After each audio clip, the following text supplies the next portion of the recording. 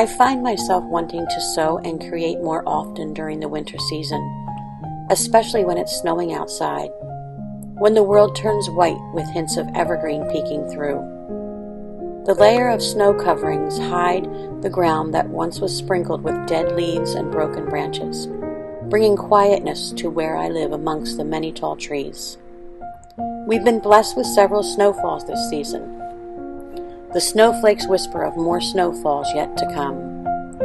But, along with the beauty of the breathtaking wintry snow, comes the sometimes long task of shoveling, which is what inspired me to make reusable hand warmers made from organic cherry pits for myself and my husband this winter.